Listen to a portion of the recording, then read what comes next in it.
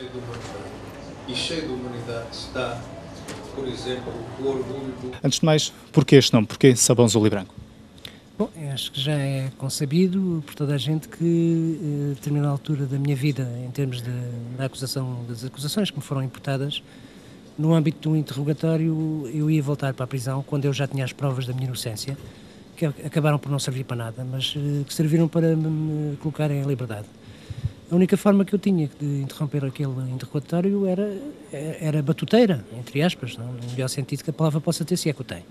Então, vi-me obrigado a comer um sabão para o Sr. Juiz Rui Teixeira dar por encerrado aquele interrogatório que já ia pela noite dentro, para conseguir reunir a papelada que, depois de me serem comunicados os factos e as datas, os modus operandi e tudo isso, sabia que tinha e que era necessário ir buscar a Coimbra. Mas se acreditava na sua inocência, por que amparar um julgamento, ou neste caso um interrogatório, se esse interrogatório poderia levar, quem sabe, a confirmar esses factos de que era inocente? Não, porque o Sr. Juiz queria papéis. O Sr. Juiz queria papéis. Eu expliquei-lhe que nesses dias estava nas aulas de mestrado, sábados até à 1, em Coimbra. Não podia estar em Elvas. O Sr. Juiz só tinha a minha palavra e o Sr. Juiz nunca acreditou na minha palavra. Nunca. Portanto, sem papéis não havia liberdade. Era um regresso à cadeia. Acredita que este livro pode contribuir para atestar a sua inocência neste caso? Acho que não vai tão longe. Infelizmente o nosso povo português é preconceituoso na sua esmagadora maioria e eu não acredito que seja por via deste livro que isso se confirme. Terão que ser os tribunais superiores a fazê-lo. Este livro foi escrito antes da leitura do acórdão, ou da súmula do acórdão. O mesmo livro hoje seria igual? Ou o conteúdo seria bastante diferente? Não, e tanto assim é que vem a caminho um segundo livro.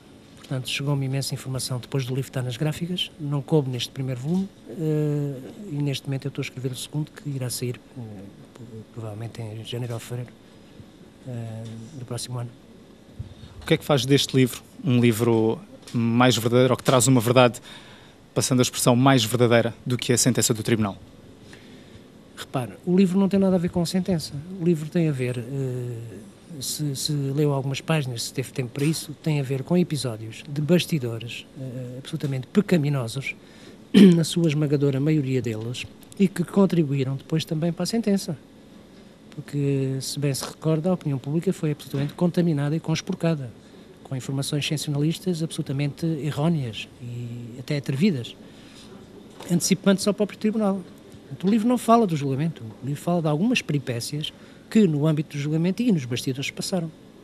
Não é um livro de processo, não é um livro de direito, são relatos. Na descrição do livro disse: sei o que vale uma sentença judicial para a maioria das pessoas. Para si, o que é que vale uma sentença judicial? É diferente do que vale para as restantes pessoas? Para mim, esta sentença judicial, se quiser chamar-lhe assim, porque é um acórdão, não vale rigorosamente nada. Para a maioria das pessoas vale tudo. Como doutorado em Direito, não deveria ser um dos primeiros, o primeiro, quem sabe, a testar, digamos assim, a independência dos juízes neste e noutros casos? Não como doutorado em Direito, não é preciso ser doutorado em Direito nem mestre, nem é preciso ser professor universitário, que também foi Direito Penal e Direito Processual Penal. Basta ser um cidadão comum e ser julgado por este tribunal para ver que realmente aquilo que se provou em tribunal não consubstanciou nem de perto nem de longe o resultado. Ou seja, ficou amplamente provado que estes crimes não existiram, que isto foi uma farsa, foi uma ficção coletiva, com a ajuda de alguns protagonistas que eu relato no meu livro, para reparar que esta sentença não vale rigorosamente nada, para mim. Portanto, não... mas a independência dos juízes e a responsabilidade são corolários constitucionais. Agora, aquilo em que eu não acredito é que os juízes sejam todos independentes, a vê-los há. Mas cada vez me convence mais que há menos juízes independentes.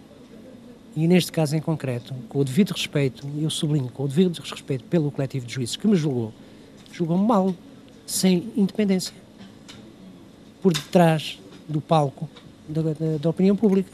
Portanto, aquilo que me parece, com todo o respeito, repito, é que os senhores juízes julgaram, sentenciaram de acordo com aquilo que a opinião pública queria. Que influência é que tem a opinião pública na decisão dos juízes, se esses mesmos juízes são independentes? Não se esqueça que este processo não é um processo qualquer. Havia que correr muito sangue. Muita gente estava a sangrar, portanto, havia que satisfazer de uma forma convincente, de uma forma satisfatória e sustentável aquilo que a opinião pública pedia para todos os arguidos. E aquilo que o próprio Ministério Público pediu, que era prendê-los todos, mandá-los todos para trás das grades. E foi isso que o Tribunal fez. E é nesse sentido que diz que uma sentença, uma pena de prisão de 6 anos ou de 25 para si é igual? É rigorosamente igual. Quer dizer, quando nós estamos inocentes, quando qualquer pessoa está inocente, ponha-se no papel de um arguido que é julgado, que é advogado, e que comprova a sua inocência de uma forma absolutamente sólida e arrebatadora, e que depois é condenado a 6 anos. Quer dizer, esta sentença, para mim, do ponto de vista psicológico, se quiser, pessoal, moral, ético, não jurídico. Juridicamente, é claro que ela tem a força que tem. Dos outros pontos de vista e no âmbito das outras todas as perspectivas que possamos levar em linha de conta, ela para mim não vale rigorosamente nada, zero, absolutamente nada, zero. Vai recorrer desta decisão? Como é óbvio que sim, vou recorrer desta decisão e vou recorrer, a minha advogada está a tratar disso, não tenho sentença hoje, não tenho acórdão, o acórdão acabou por não sair, o que é espantoso, não é? O que é espantoso e é fantástico. Nesse sentido, qual é que é a principal crítica que aponta ao sistema judicial português? Morosidade será certamente uma delas. Críticas é que faz esta morosidade deste processo? O sistema judicial português é, sobretudo, erróneo.